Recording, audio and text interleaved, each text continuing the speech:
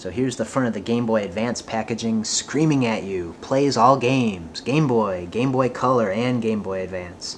Wide color screen. And yes, it's more powerful. 32-bit. It's a lot more powerful than the Game Boy games that you're used to.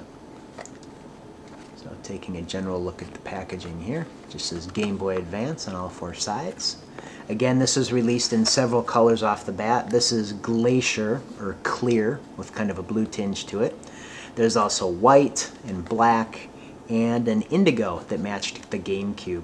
And GameCube connectivity was a very a feature that they were pushing quite a bit. But unfortunately, very few games use that. But as you can see from the screenshots here, the graphics on the Game Boy Advance were very impressive, especially if you're going to compare it to the original Game Boy and even the Game Boy Color. So let's see what we get in the box here. Batteries.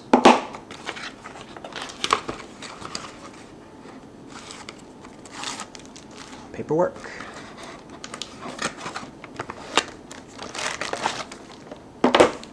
And the unit itself.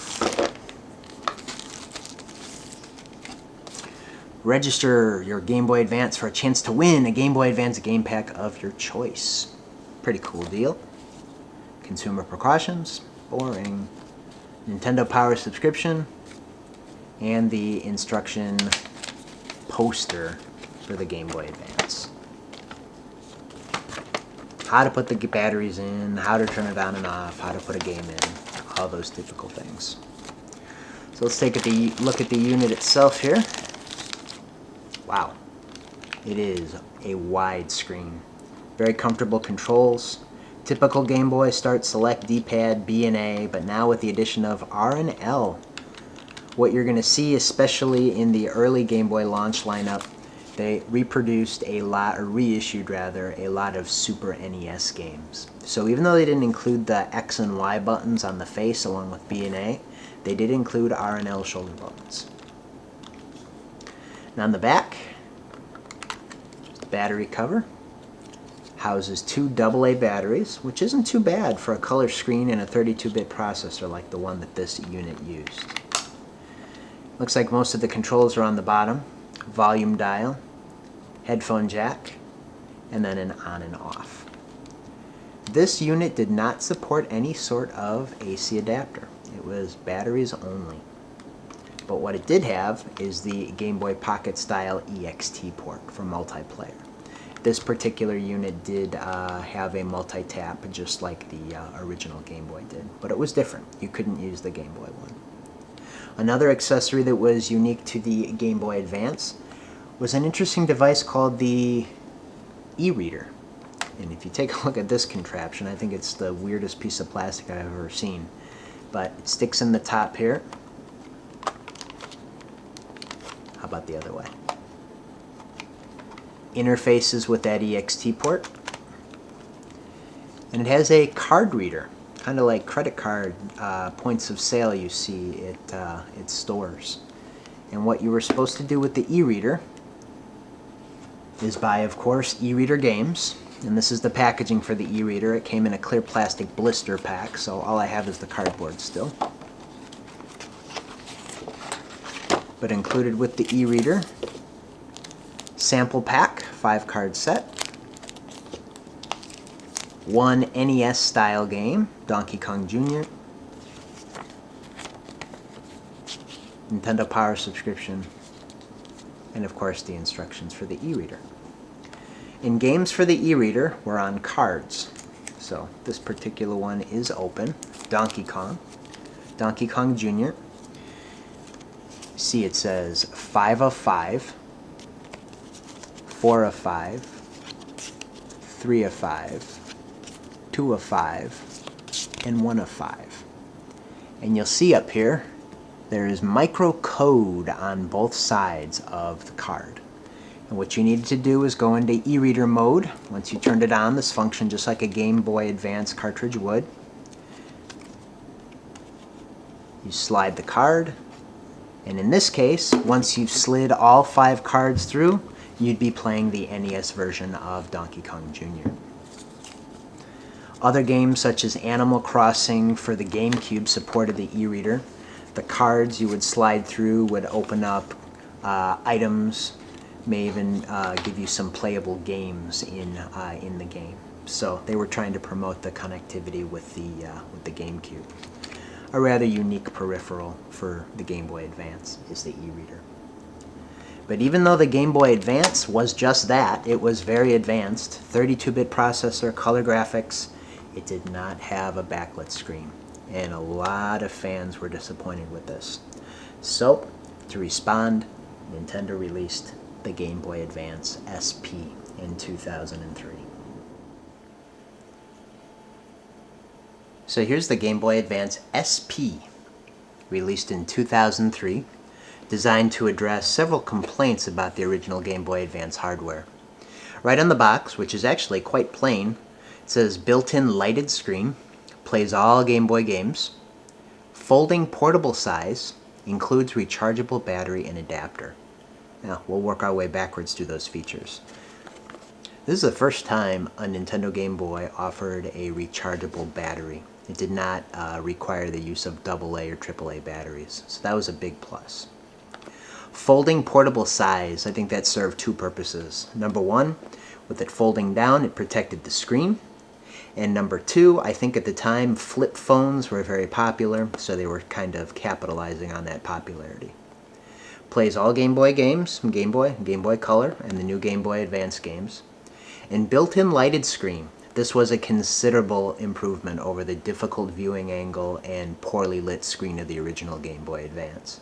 However, it wasn't backlit, it was side lit, and it had sort of a blue tinge to it. But either way, it was leagues better than the original Game Boy Advance. So the box on all sides continues to be very plain. Even on the back, I got some screenshots. Zelda, Metroid, and Golden Sun. And the cutouts of the barcode of this particular unit can show through. So let's see what they gave you with the Game Boy Advance SP. For the first time ever, a charger.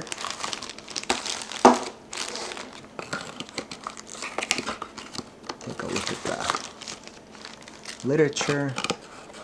And then the unit itself, which is way down in there. Let's see if gravity will help me out. There we go. Alright. So what'd they give you? Register Game Boy Advance SP for a chance to win a Game Boy Advance game of your choice, just like the original Game Boy Advance. Get the Power, Nintendo Power subscription, Consumer Precautions pamphlet, and the instruction poster, not booklet. This one has to include a little bit more information now about charging and how all that's going to work, given that that's new to Game Boy Advance and Game Boy in general. Even gives you detailed instructions of how to hook it up using the Game Boy Advance, or actually the Game Boy Advance link cable. You can hook several systems up, and it's probably even somewhere going to tell us about hooking it up to the GameCube. Or not. I don't see that in these instructions. They probably saved that for the Game Boy link cable. So let's take a look at the unit itself. Very small. One of the smallest Game Boys to date, even when it's folded like this. Got the L&R triggers. This is the EXT port for the e-reader and interfacing with the GameCube. This is the port for the AC adapter, compatible only with this plug here. Volume slider, cartridge input, and the on and off switch. Something you may notice is lacking, and this was a big point of contention for fans. There is no headphone output. I think in order to keep this form factor and small size, they needed to sacrifice the headphone jack. That doesn't mean that there isn't a headphone jack. They still pipe the audio out of the AC adapter port, but you had to buy an adapter. I have this one. This is a third-party adapter, and what it does is it plugs into the AC adapter port. Kind of weird. But nonetheless, you get the headphone jack now, and then you get the pass-through for the AC. So, one negative strike, but I think the pros way outweigh the cons with this new system. Open it up. Big screen, standard Game Boy controls with the L and R triggers on top, and this button here turned the backlight on or it turned it off so you could conserve battery life. So this is considered by many Game Boy fans to be the ideal Game Boy system. But there's one more, the Game Boy Advance Sp Plus. So as time went on, fans continued to sing the praises of the Game Boy Advance Sp, but still voiced their gripes over the less than ideal backlit screen. So in 2005, Nintendo gave a solution to the problem, which was the Game Boy Advance Sp. What? Thought we just had the Game Boy Advance Sp. Well, they didn't really change the name on the box, that is. This is known by fans as the Game Boy Advance Sp Plus because now it has a brighter backlit screen. And this brighter backlit screen is amazing. It's the jump from the original Tank DS to the DS Lite, if you remember that. It is a lot brighter and completely solves the problem. So let's take a look at the Game Boy Advance Sp Plus. A little bit of a different box.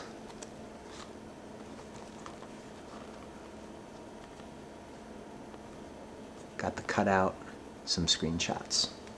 And this is pretty much the same deal as the original Game Boy Advance. You have your same AC adapter.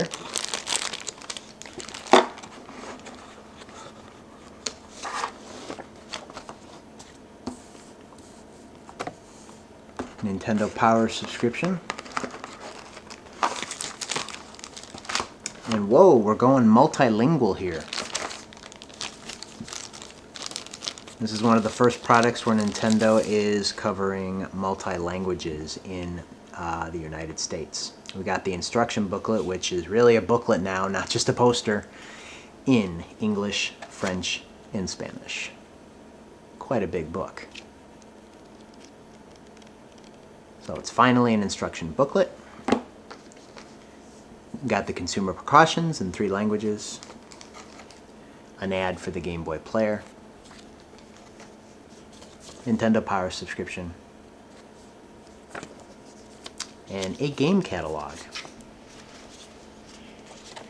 Got Pokemon, Kirby, Mario 3, Zelda, DK, Mario Tennis, and kind of an inkling of what's to come. We'll get to that as the last piece in this video. But for now, let's take a look at the Game Boy Advance Sp Plus, which for all intents and purposes is identical to the original Game Boy Advance Sp. This one happens to be a blue color. My original Game Boy Advance Sp is silver. But physically, it is exactly the same.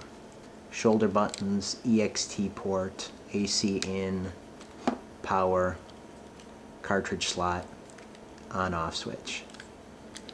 Open it up.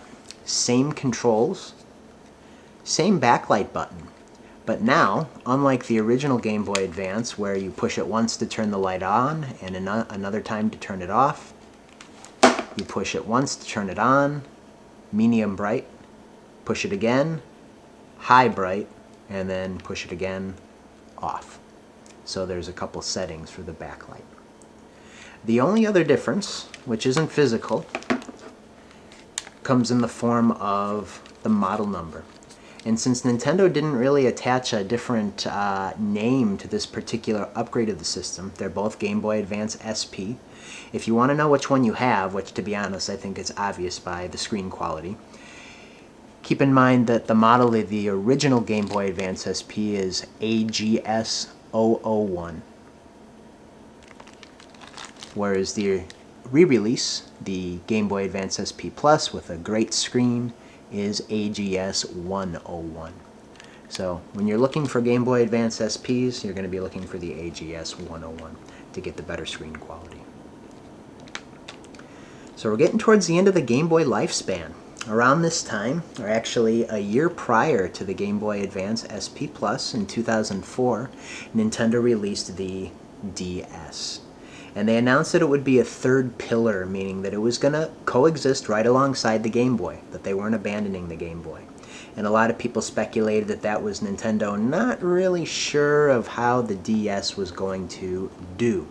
But we all know that a few years ago, Nintendo finally did phase out the Game Boy line in favor of the DS, as it was phenomenally popular. But not before putting out one more iteration of the Game Boy hardware. In the same year as the Game Boy Advance SP Plus, no less. And that comes in the form of the Game Boy Micro. So the Game Boy Micro was the last iteration of the Game Boy hardware, released in 2005, and a lot of people consider it a couple steps forward, a couple steps backwards. And number one, we'll take a look at its namesake, Game Boy Micro. Notice that it dropped the Advance title from it, and I don't understand why they did that, because one of the negatives that fans do not like about this product is that this is compatible only with Game Boy Advance games. Up through the SP line, Game Boy was compatible with Game Boy, Game Boy Color, and Game Boy Advance games. This Game Boy Micro is only compatible with Game Boy Advance, yet it dropped Advance from its title, which is an interesting decision. But as the name Micro would kind of give you an idea, it is very small.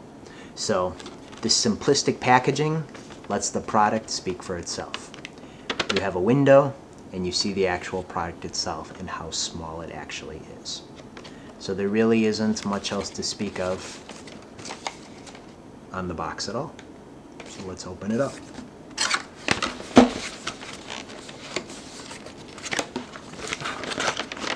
The whole tray slides out here. I have a clear piece. So you can see how small the Game Boy Micro is. Kind of got a metallic back. No battery compartment because it uses a lithium-ion battery with its own proprietary charger. I'll show you guys that in a minute. This is the only Game Boy system that uses, or DS system that uses this particular port. As you can see, it's got the L and R buttons, the B and A buttons, the D-pad, and select and start. And a super bright screen, just like the Game Boy Advance SP Plus. And one of the cool things about this system, I think, is the power light is in the select and start buttons. Let's see if you can see this. You see the select and start buttons glow blue and flash. That means the battery is in good shape. You got enough charge to play for a while. If you turn the system on and they flash red, that means you better plug in. But a pro for this system, it brought back the headphone jack. It's got the port for the Game Boy Advance games only. Power switch. Volume, kind of a rocker switch up and down, and it makes a little beep every time you push it up or push it down. Lanyard strap. The L and R buttons are, fans feel differently about them. Normally we're used to pushing L and R buttons on the edge, but given how you have to kind of wrap your hand around the system because it's so small, the pressing point is actually right here. So once you get used to that, that's how it works. Something that's very unique to the Game Boy Micro, other than its small size, are the interchangeable faceplates. And they always gave you some with it. You could buy more. A lot of third parties made different faceplates. This is a blue one that I have. There's a black one, and then there's a flower ladybug one as well, that this particular one came with. I think another popular pack-in faceplate was a camouflage. But inside are the rest of the items.